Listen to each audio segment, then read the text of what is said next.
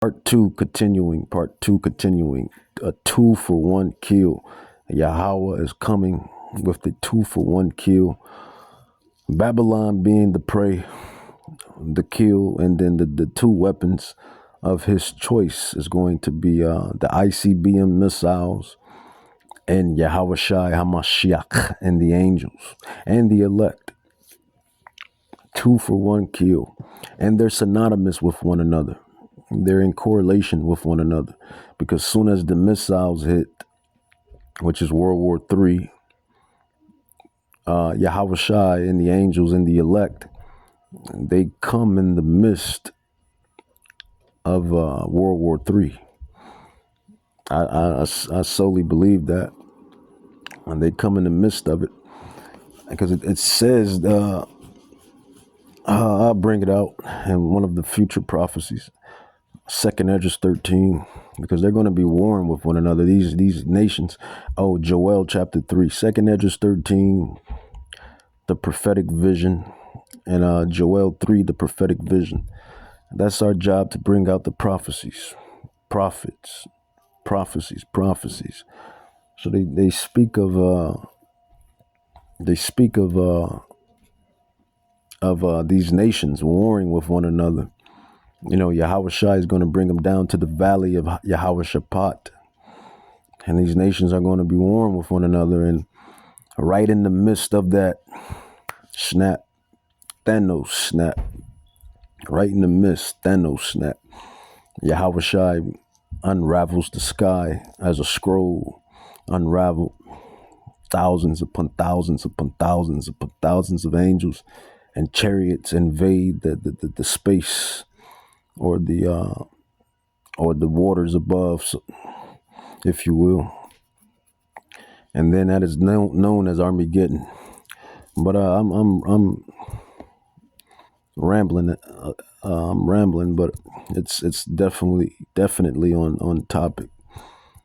So a 2-for-1 kill. Let me finish this up. Baruch 3:8. It says, "Behold, we are yet this day in our captivity, where thou hast scattered us for a reproach and a curse, and to be subject to payments according to all the iniquities of our fathers, which departed from Yahweh, Bahashem Yahweh Shai, Yahweh." So that's why you get up and have to slave at a damn plantation. That's why you have to pay bills. That's why you work for fake currency.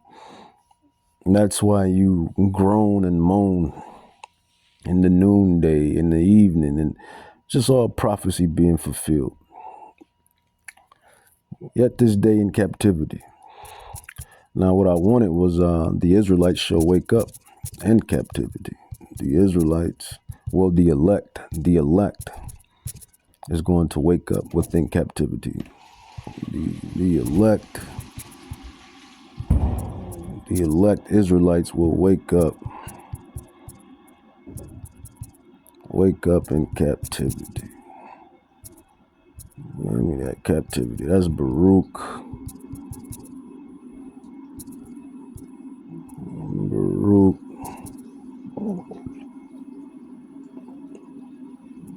Baruch.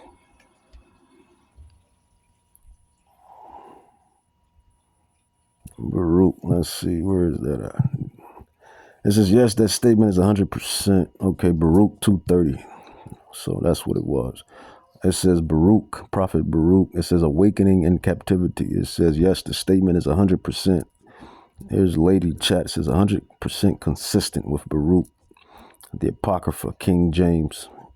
And it says in the prophets, it says this pattern is clear.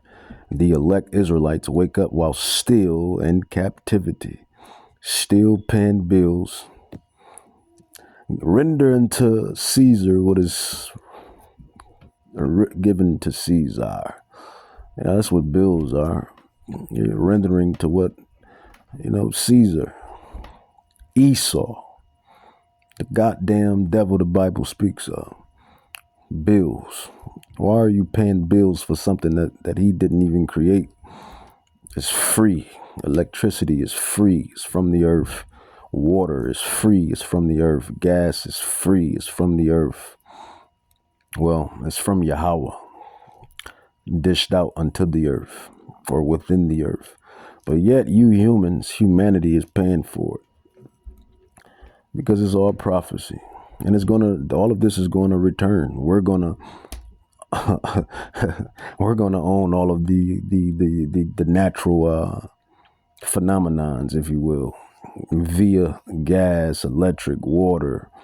The tables are going to turn. The Israelites are going to re-own the earth as we once did. What thou hast done, it should be done unto thee. Double. They're going to get double. But it says the pattern is clear. The elect Israelites wake up while still in captivity. Not after the escape. It says Baruch awakened in captivity, Baruch 2:30-31. So we're living prophecy. The fact that you Israelites know that you're Israelites, you so-called Negroes, which consist of you Jamaicans, Haitians, and African Americans. You are the Southern Kingdom. You are the Lion tribe, Judah, the Southern Kingdom. The fact that we are woke is prophecy, is living, breathing prophecy. The Northern Kingdom, the 10 tribes, you so-called Latinos, Hispanics, Afro-Latinos, Tainos, Latinos, Afro-Latinos, Tainos, indigenous, the 10 tribes that came to America, Dominicans, Puerto Ricans, Mexicans, Colombians, where all of you are scattered. And the fact that you know that you are Israelites is living, breathing prophecy. Baruch 2:30-31. You are the Northern Kingdom. The bull, which is Ephraim. The bull represents the Northern Kingdom. The lion represents the Southern Kingdom, and the bull represents the Northern Kingdom. And really, they all go back to the Yoruba, Yoruba tribes, Ashanti tribes, Bantu tribes, etc., etc. All of it is the northern, southern kingdom of Israel. Baruch 2:30-31, it says, for I knew that they would not hear me because it is a stiff-necked people. You're hard-headed. You're hard-headed, man.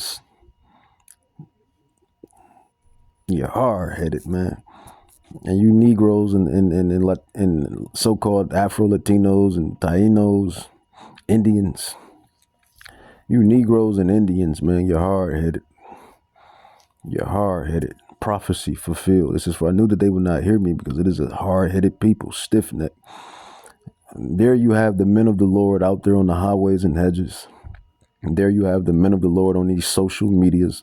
There you have the men of the Lord talking to you word to mouth, telling you who you are, what we must do, and how do we get back in the favor and the good graces and the good favor of the creator of this entire existence. Here we are trying to tell you hard-headed, stiff-necked Israelites how to get back in favor and under good graces of the creator that created this whole existence. It's mind-boggling. And people still don't listen. They still do what they want to do. Still going to eat pork. Still going to eat the lobster. Still going to smoke their weed, smoke their trees. They still going to fornicate. Still going to commit adultery. Still going to get drunk. They still going to smoke. Still going to do hard drugs. They still going to kill their brother, kill their sister, hate their brother, hate their sister. They're still going to do everything counteractive towards the commandments. And that's why you niggas and spicks and niggas are in the position that you're in. You so-called Indians and Negroes and Indians. which makes up the northern kingdom and the southern kingdom.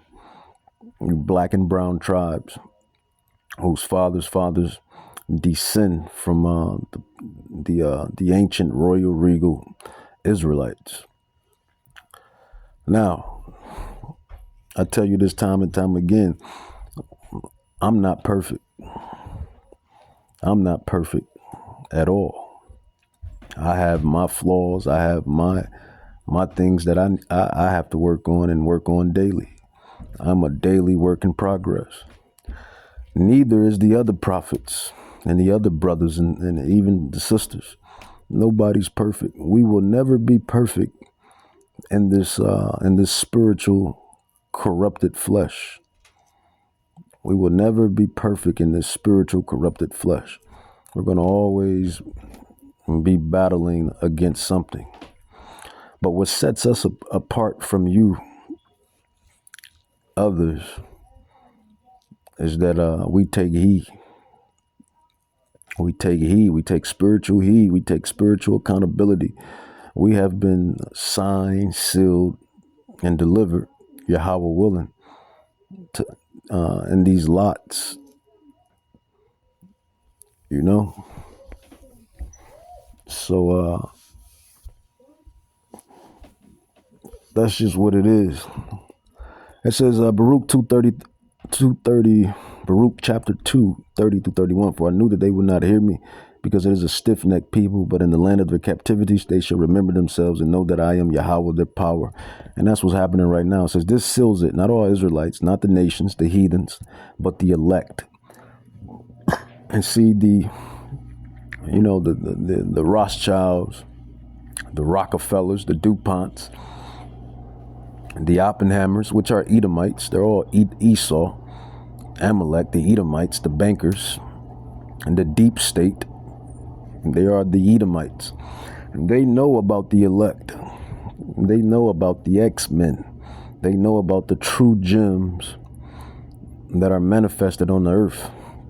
They know that these souls, 144,000, 12,000 out of each royal regal tribe, is going to be sealed, signed, and delivered. And they've been knowing and reading the prophecies, and some of them probably been foreshadowing the awakening, before it actually happened. So the Bible says that he's wiser than Daniel. The Bible says that he is wiser than Daniel, and Daniel was a pretty wise man, right? Right. It says the awakening happens. It says while scattered, while oppressed, while surrounded by heathen systems. So that's that. But let's get back to the 2 for 1. The 2 for 1. The 2 for 1. Revelations. This is all prophecy, all prophetic.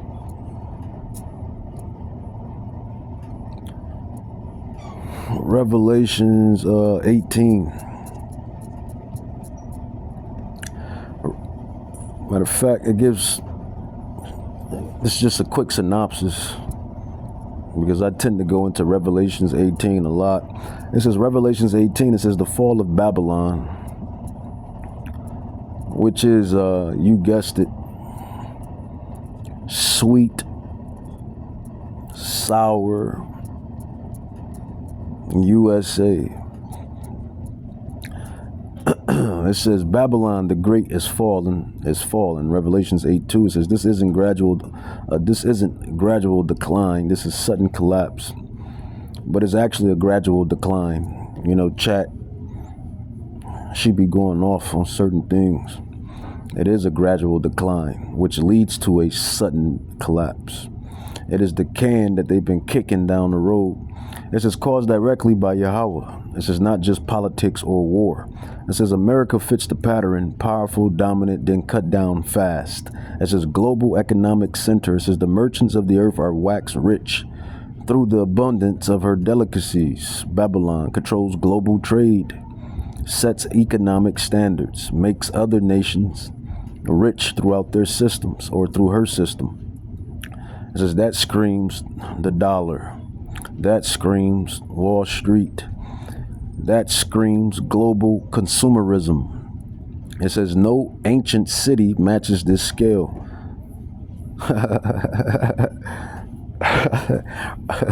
Artificial intelligence just told you. And before artificial intelligence told you, the true intelligence told you. The prophets, the servants, the disciples of Yahweh Bahashem Yahweh Shai. We told you what Babylon was and who Babylon is today. But even the artificial intelligence states that screams the dollar, the dollar's dominance. That screams Wall Street. That screams global consumerism. Here's the kicker. No ancient city matches this scale. That means the old Babylon. The old Babylon doesn't even match up. So this is how we know this is the new virgin daughter of Babylon. New Babylon. This is mystery, religion, plus moral corruption.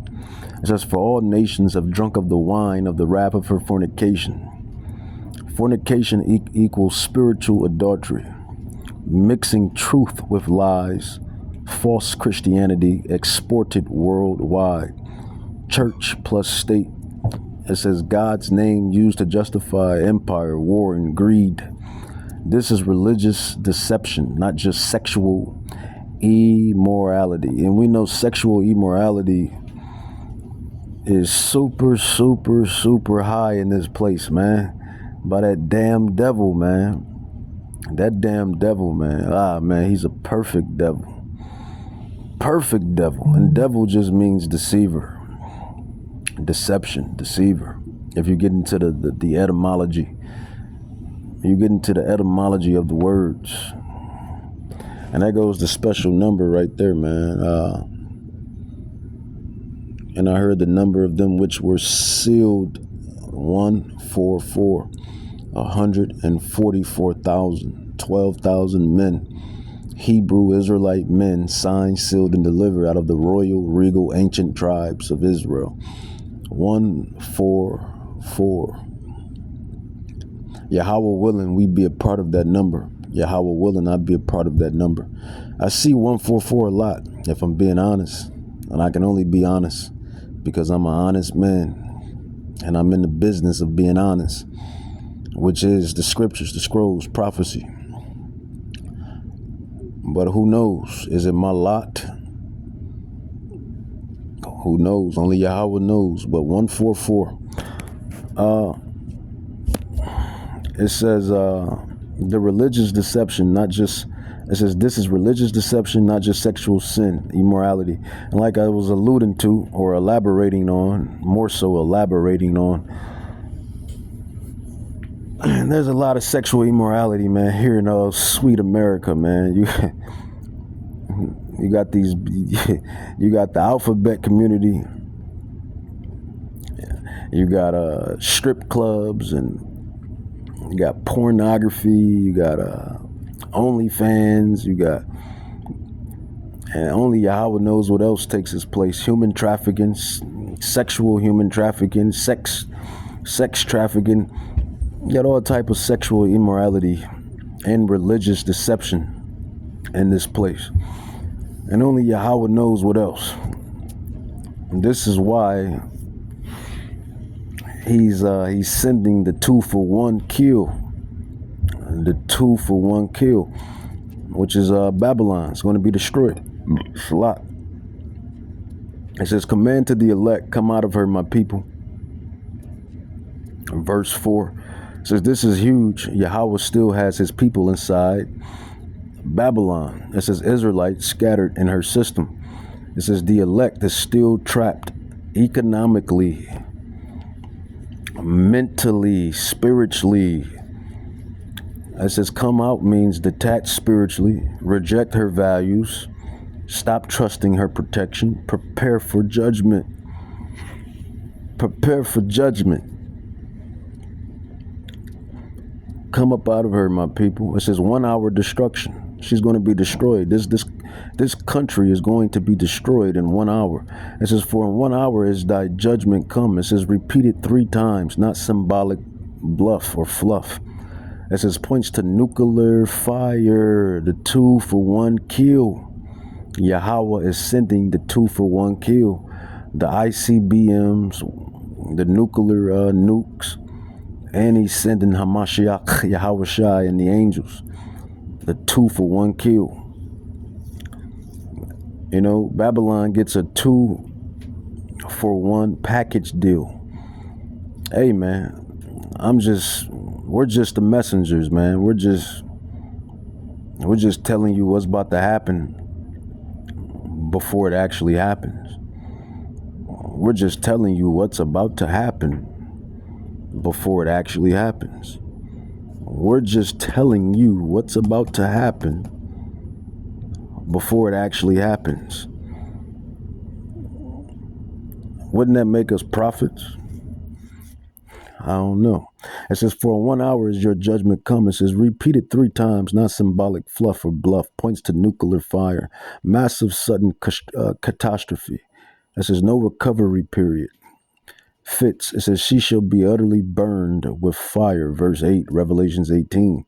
Just lady chat doing a quick synopsis, because I go into that prophetic book or chapter all the time when bringing out the destruction of Babylon. It says, merchants and kings weep. Yeah, all of you rich, all of these rich men that, you know, that got all of the wealth, the money, the clout, the fame, the glory, you know, the cars, the clothes, the hoes, you know, it ain't gonna mean jack squat, man. You know, right now it means something, you know, because you can enjoy it. You can dwell in it. You can, you know, eat your cake and have your ice cream too. And it's fun and it's exciting and it feels good. Right. You know, living up in the flesh. And let's get it straight. As long as you are abiding by the laws, the statutes, and commandments, you are not committing sin. But the moment you go outside of the laws, statutes, and commandments, then you are committing sin. And we know that these kings of the earth and these rich men and these worldly men that own these corporations and entities and blaza yada yada, we know they ain't upholding the Bible. We know this, man. It says, why stand afar off? It says, fear of radiation, total devastation. Can't help her, can't trade with her. They don't mourn her morality. They mourn the money. The munyan, man. It's the munyan. That's crazy how chat distinguished that. It says they don't mourn her for moral views. They mourn her for the loss of the munyan. Because that's what America is about. America is about the munyan. Babylon is about the munyan. Money. They sell you poison for the money. It's cheaper. It's quicker to make, create. And then they make you sick and half dead. And the healthcare system barely cures you for the munyan. You know, you do everything for the munyan. Everything has a price tag. A capitalist society. Capitalist society. It's all about the munyan. It says they don't mourn her for morality purposes. They mourn her for the loss of funds. The munyan. It says no more light, no more music. Verse 23, it says the light of a candle shall shine no more at all in the total blackout. The grid, the lights is out. Yeah, man, I don't know. Either North Korea, this is me speaking as a mortal, not just any mortal. But then again, your own gov can do it. But if I had to pick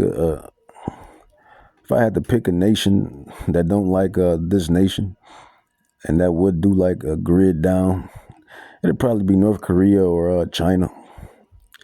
That's my 2 picks, but that's just me speaking as a mortal, not just any mortal. It says total blackout, power grid down, cities dark, culture erased, entertainment gone. And we know you Babylonians, we know you love your damn entertainment. And I can't really, fault you for it. I mean, I like entertainment too. If any humans say they don't like entertainment or being entertained, then they're a liar. But just like everything else in life, it's about balance. Something you Babylonians, you Americans, and you other nations, you fail to realize. Y'all just want to live it up every day. It is better to go into the house of, roughly paraphrase, it is better to go into the house of mourning than in the house of feasting. Roughly paraphrase. What's another precept? Surely oppression makes a wise man mad, but a gift destroys the mind. And that's you Babylonians, you Egyptians, you Assyrians, because we know this place is all wrapped up in one. This place has all of the wicked kingdoms wrapped up in one. It says that's not ancient Rome, that's modern infrastructure. And that modern infrastructure is at the point of collapse. It says, bottom line, Revelations 18 describes a nation that is rich, global. The military. The military. We know we know how the Americans love the military, and I guess they got a right to love it. It's one of the strongest militaries in the world, right? Russia, United States, and China. The military. It says Revelations 18 describes a nation that is rich, global, militarily powerful, spiritually corrupt, loved by merchants, hated by yours truly, Yahweh, the Ancient of Days.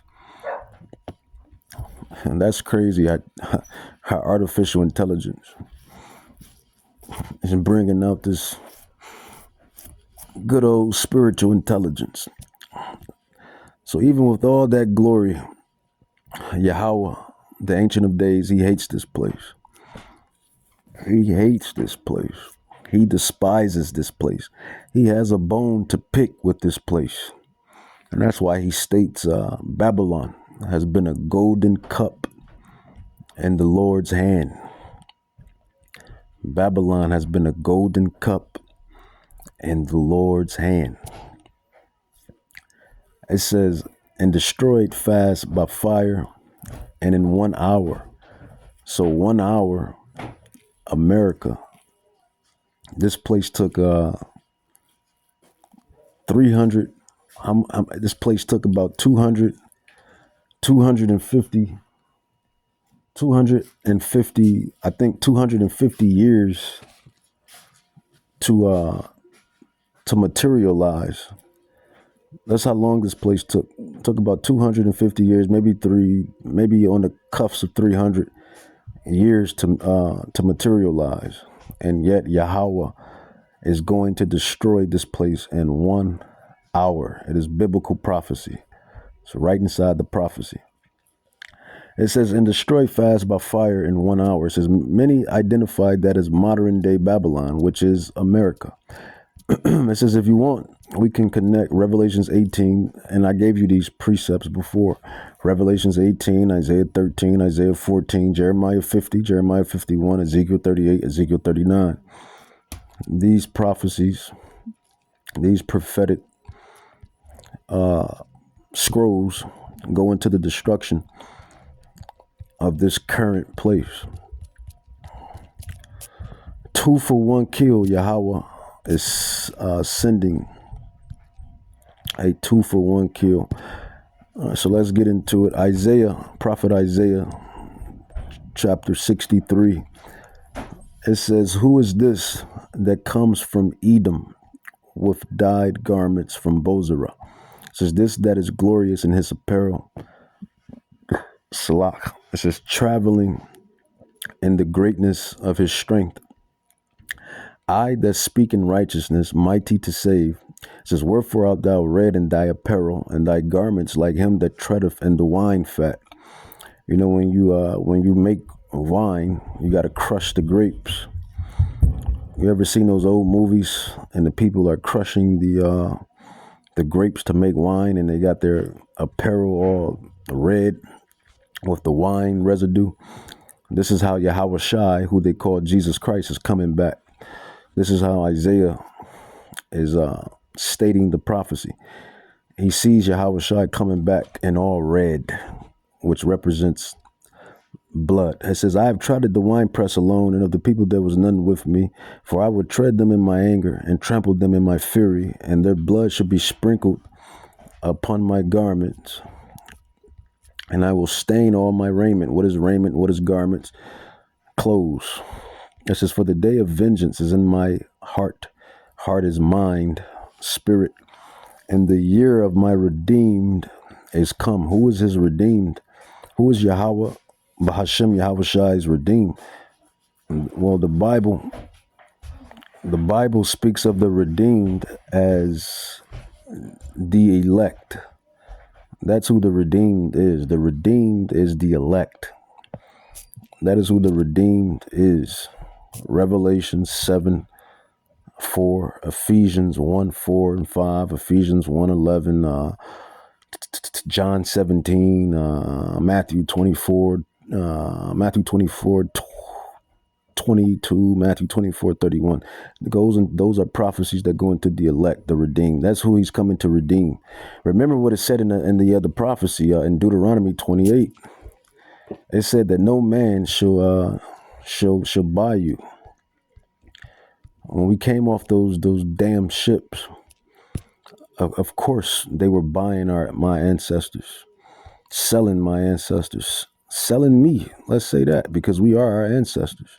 Everybody is their ancestors. They were selling us, buying us, selling us, and buying us. Human trafficking. Human trafficking.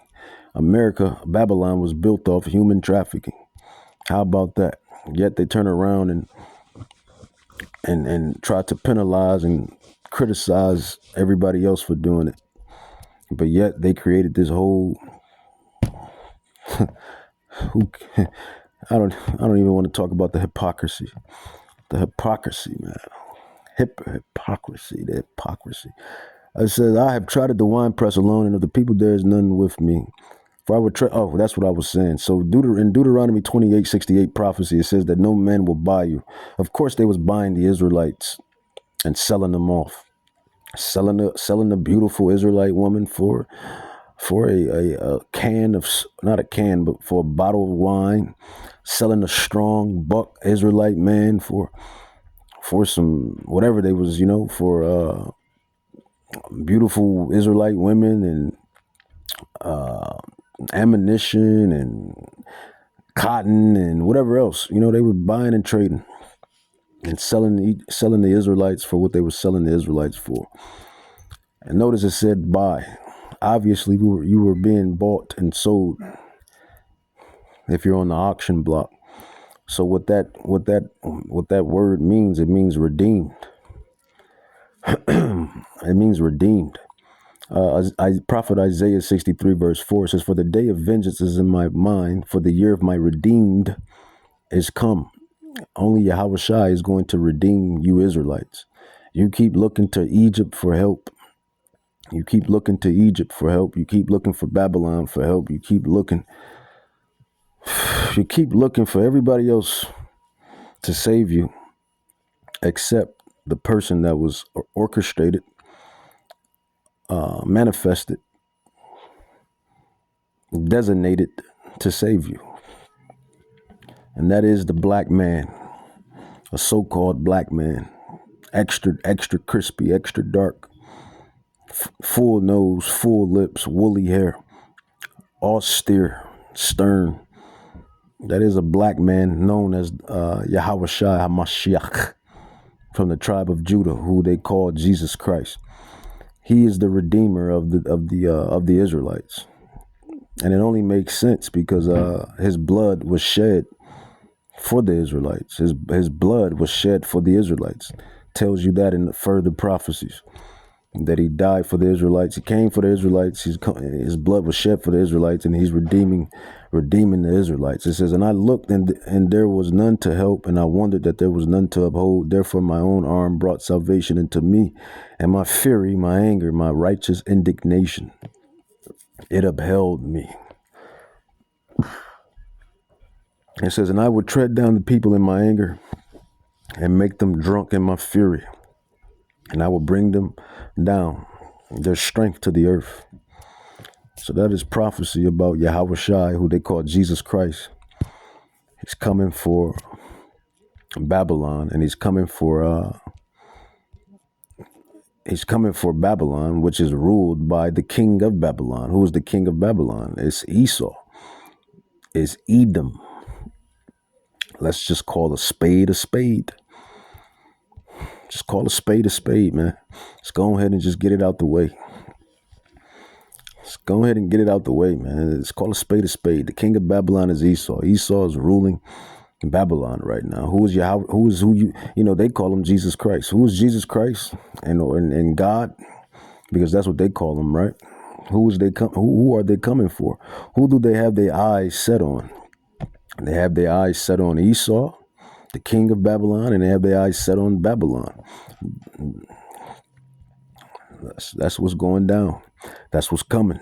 Revelations 19:11, it says, and I saw heaven open, and behold, a white horse. And I believe that white horse is parable, dark sayings, parable for power. White horse.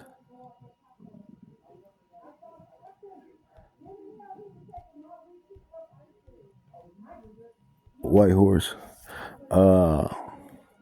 White horse. That's the chariots. I believe that's the chariots. The chariots, white horse. It says, and he that sat upon him was called faithful and true, and says, in righteousness he does judge and make war. It says, his eyes were as a flame of fire, and on his head were many crowns, and he had a name written that no man knew but he himself. It says, and he was clothed with a vesture dipped in blood. Notice that is the same thing that's said in Isaiah 63, where prophet Isaiah says that Yahweh Shai Mashiach is coming in red apparel, like as he stepped in the wine press, or wine fat rather. And here it is stated again by John the Revelator. John the Revelator, precept upon precept, line upon line. It says, and he was clothed with a vesture dipped in blood, and his name is called the Word of Yahweh, and the armies which were in heaven. So he's coming back with his own military. He's coming back with his own military. Man, you as they say right now, as the I'm young. I ain't as young as I used to be, but I'm young. As the youngins say, you guys are cooked. You guys are cooked. Them boys is cooked. It says in the armies which were in heaven, he's coming back with his own military might. And who do you think is going to be involved in that heavenly military? Well, you guessed it, angels. And if you read the other scriptures and scrolls, we know how many mortals an angel can kill. I think one angel took out 160,000 men, maybe, roughly. Was it 140,000? It was one of those. 140, don't quote me. 140, 150, 160, around there. One angel took out 160,000 mortal men. So just imagine what a whole army of angels is going to do to you damn mortals. It says, and the armies which were in heaven followed him upon white horses, chariots. I believe those white horses are not actual white horses. I believe they are a dark saying, dark parable for like power. A power-filled entity or something. It says, clothed in fine linen, white and clean. It says, and out of his mouth goes a sharp sword, that with it he shall smite the nations, the heathens, all of the heathens that have taken crafty counsel. All of the heathens that have taken crafty counsel, according to Psalms 83. It says, they have taken crafty counsel against thy people. They have said, come and let us cut them off for being a nation, that the name of Israel may be no more in remembrance. Yeah, we forgot it. And then we remembered. He woke us back up. But Yahweh and Yahweh Shai and the angels, they never forgot. And they watched everything, saw everything. So it's no running from the receipts. It's no running from the receipts, man. I say this time and time again. If the Israelites, if God's people couldn't run away from the receipts, all of the BS that we were doing in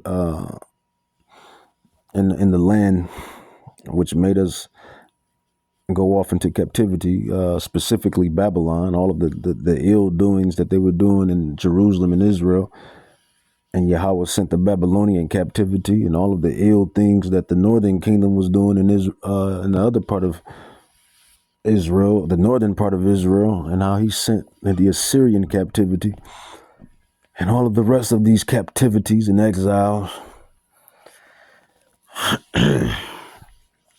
If we, the Israelites, couldn't get beyond it, couldn't get away from it,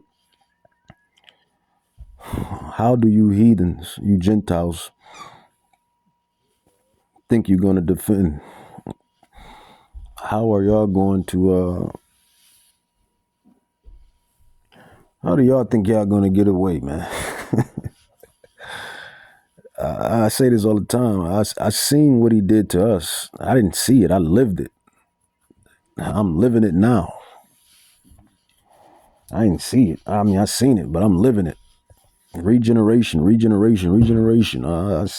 living it. Seeing what he did. I'm living it. I'm living what he did to the Israelites for the stuff that our forefathers and foremothers and ancestors have done, and how you got to pay the piper. I don't want to imagine what he's going to do to you heathens, you Gentiles. I don't even want to imagine what he's going to do to y'all. Look how he did his own children. If I was a Gentile, that'd be the question that I'd be pondering on. Like, man, if he did that to his own people, what is he going to do to us? What is he going to do to us? Revelations 19, it says, and out of his mouth goes a sharp sword, that with it he shall smite the nations, and he shall rule them with the rod of iron. And he tread of the winepress of the fierceness of the wrath of Almighty Yahweh. And he had on his vesture and on his high name written, or thy name written, King of kings and Lord of lords.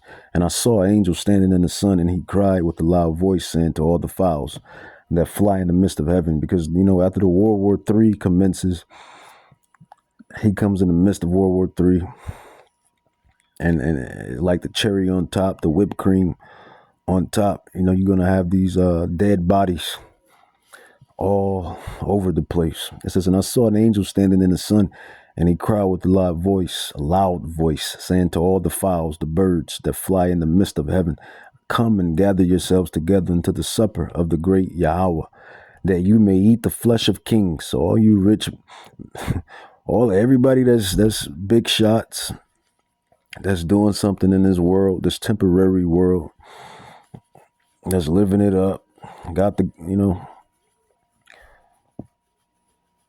everybody that's living their best life, right? And that's what they like to say, living my best life. And don't get it twisted. It's nothing wrong with living your best life if you're,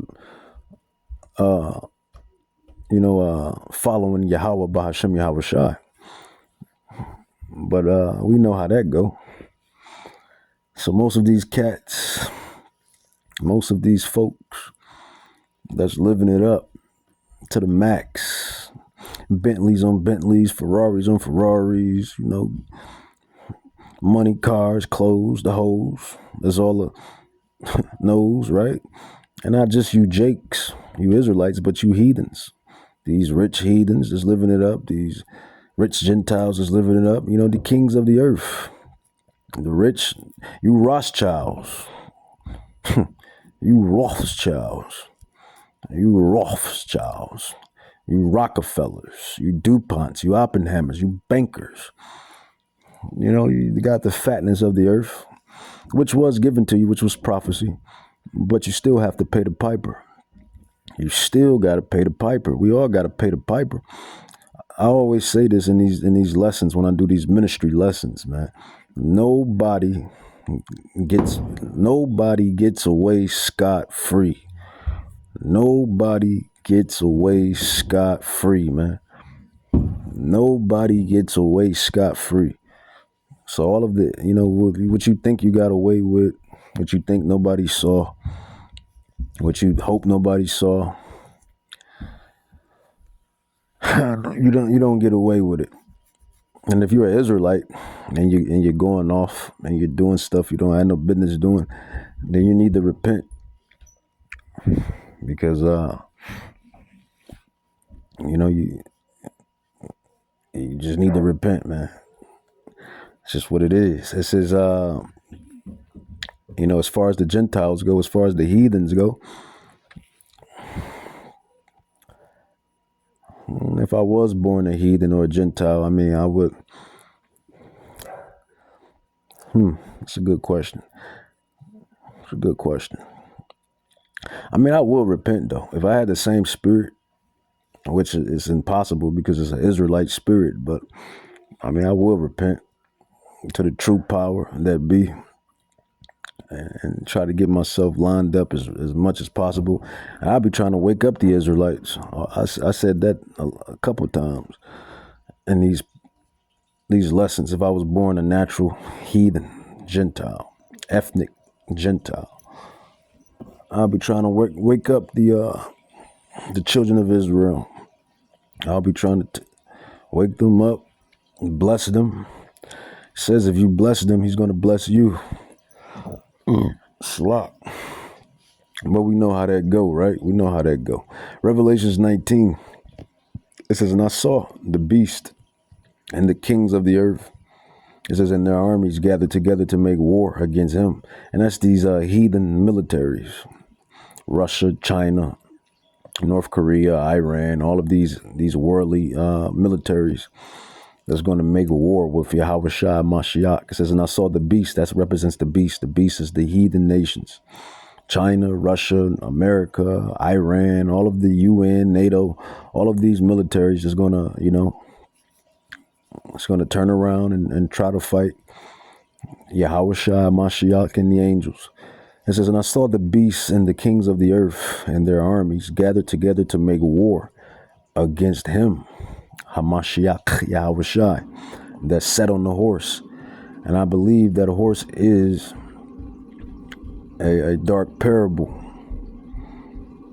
dark saying for the chariots, because Second Esdras 13 tells you that he's coming back on a large mountainous chariot. And you know, horse is synonymous with power. You know, horsepower, Mustang horsepower, the Porsche 911 or Porsche Panamera, I want to call it damn thing. Porsche, Mustang, muscle cars, horsepower. So that's I don't think that's an actual horse. It says, and against his army, it says, and the beast was taken, and with him the false prophet that wrought miracles before him, as Esau, Edom, and the nations, with which he deceived them that had received the mark of the beast. And that's another prophetic prophecy that's coming. The mark of the beast. You know, the radio frequency ID chip, man. It says, and them that worship his image, these were both cast alive into the lake of burning fire with brimstone. So yeah, that's that prophecy, man. Part